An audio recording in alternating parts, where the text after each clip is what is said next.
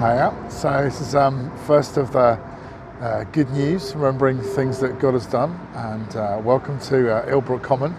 And I was a youth worker here for 9 years in this area, and so many amazing things happened here in this park in London. And one of the things that I remember very vividly is coming across the pathway here at about 9:30 at night on a Friday night.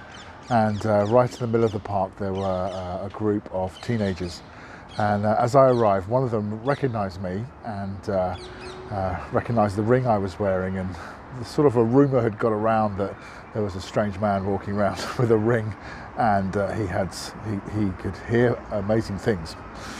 So I used to prophesy over the gangs of kids in the area. Anyway, one of the girls who was in this group of teenagers in this gang says, "Hey guys, you should get some prayer. You should have Andrew. He should get you to share some words for you." So I start to offer these words to all these teenagers, and it's amazing. And God's turning up, and Jesus is sharing things to encourage and build up. Anyway, one of the lads who wasn't very happy at all about what was going on came up and whispered in my ear in this really sort of quiet, horrible, nasty, demonic voice, "I hate what you're doing, and I am going to stop you." He started getting really angry and agitated, and so much so that the guy I was sharing a word with in front of me couldn't really hear what I was saying. So I was been learning at the time about taking authority, and so I explained to him, I said, "Look, I'm not angry, but I'm just going to be firm here, and so I'm just going to declare in Jesus' name, be silent." And this lad who'd been snarling and coming up with all this nasty, horrible sort of religious sexual language just went like this, couldn't speak, and all the teenagers went, "Whoa, what was that?"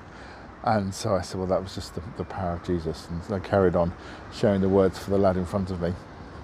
And having got around the whole group of about 10 of them, the guy who'd been really angry and difficult came back, and he stood in front of me and he said, "What about me?" And so prayed for him, and God showed me that his grandmother had died when he was 13, and he blamed God for it, and he just burst into tears. And this lad who'd been angry ended up sort of weeping in my arms, and as I got to pray for him and encourage him and show him that God wasn't the person who killed his grandma, and just an amazing time. And I built a relationship with that guy over 2 or 3 years, and saw him recently, and he's married with kids now, and we'll always come back to that moment of this is where he encountered God for the first time. So there you go. That's a story of what God. One story of many that happened in this park, of things that God doing, and just that encouragement for you, just to go out there into your local park, your local area, and to see what Jesus can do to help change your life.